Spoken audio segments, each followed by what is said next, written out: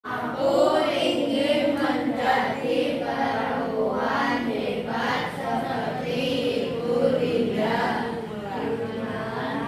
Umam Nabila menulis surat pada Ibu Linda. Salah Ibu Linda membalas suratnya. Mama, aku diundang ke rumah Ibu Linda. Teriak Nabila girang. Hari bahagia itu pun tiba. Nabila bertemu idolanya. Ibu, apa yang harus saya lakukan agar bisa menjadi perempuan sehebat Ibu? Saya masih kecil, tanya Nabila. Ibu Linda terkekeh. Beliau menyarankan agar bergabung dengan Forum Anak Nasional. Oke. Setahun kemudian Nabila menjadi anggota OSIS yang amat disiplin di sekolahnya. Tugas Nabila adalah memastikan agar semua murid taat pada peraturan sekolah. Murid perempuan tidak boleh membawa peralatan makeup. Pelan-pelan, bersama-sama itu artinya bareng-bareng, tidak dulu-duluan. Yuk lanjut. Murid laki-laki dilarang memakai gelang. Kemudian ada satu lagi.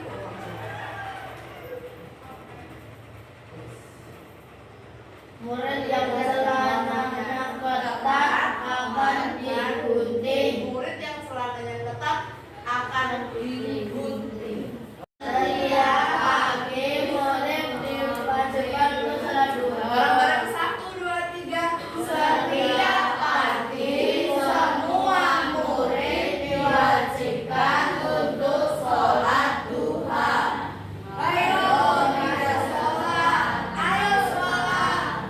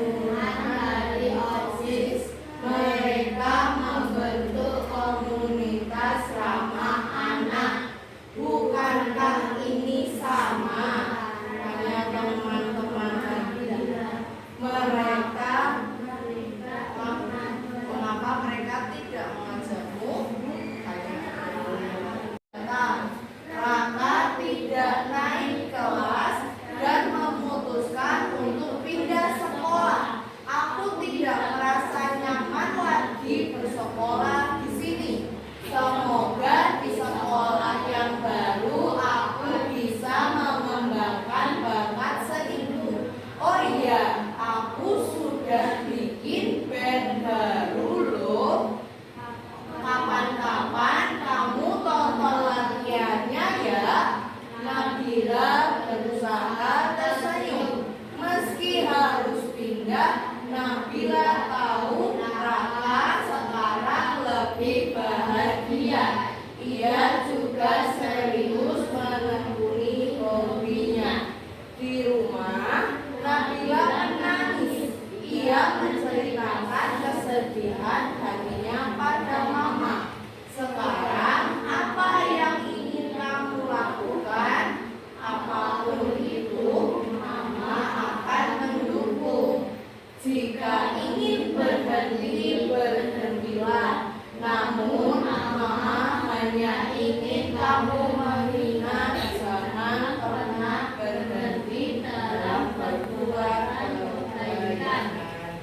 Nabila memikirkan perkataan mama. Ia juga teringat pada Ibu Linda Gumelar, idolanya. Apakah Ibu Linda juga putus asa? Sepertinya tidak. Kuat, kuat, kuat.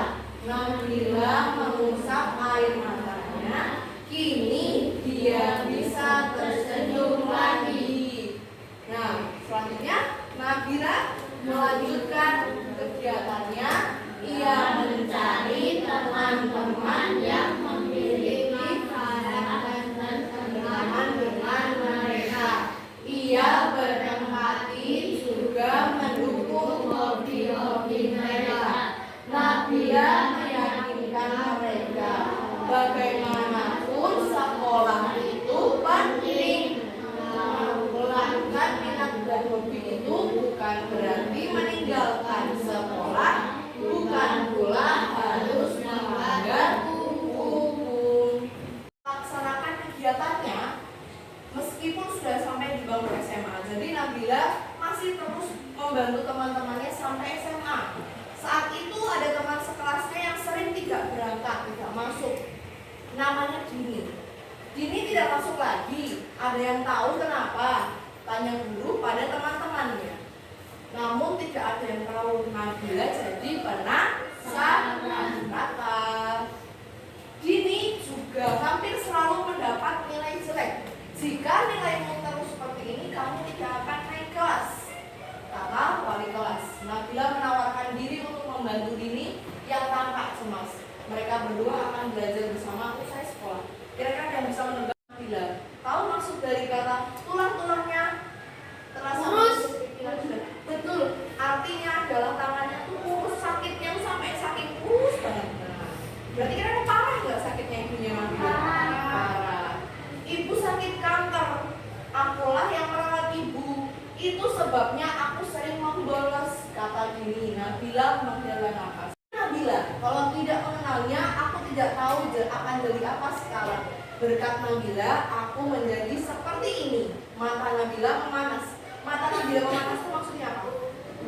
Jangan nangis. Kalau kamu mau nangis itu kan mau berani ya. Panas. Nah, ia sungguh terharu mendengar ucapan Raka. Apa yang dulu ia lakukan selalu digunakan. Kalau kamu berbuat sebagai perempuan yang peduli pada masalah, pada anak-anak bermasalah. Nabila tidak ingin berhenti di situ. Selepas SMA, ia memutuskan untuk kuliah di Fakultas Hukum. Ia memiliki cita-cita menjadi penasihat hukum bagi anak-anak yang bermasalah. Ia juga ingin melindungi mereka dari runtuhan orang dewasa. Nabila tidak ingin anak-anak itu terhenti cita-citanya hanya karena kesalahan yang mereka perbuat. Anak adalah generasi yang akan mengubah bangsa menjadi lebih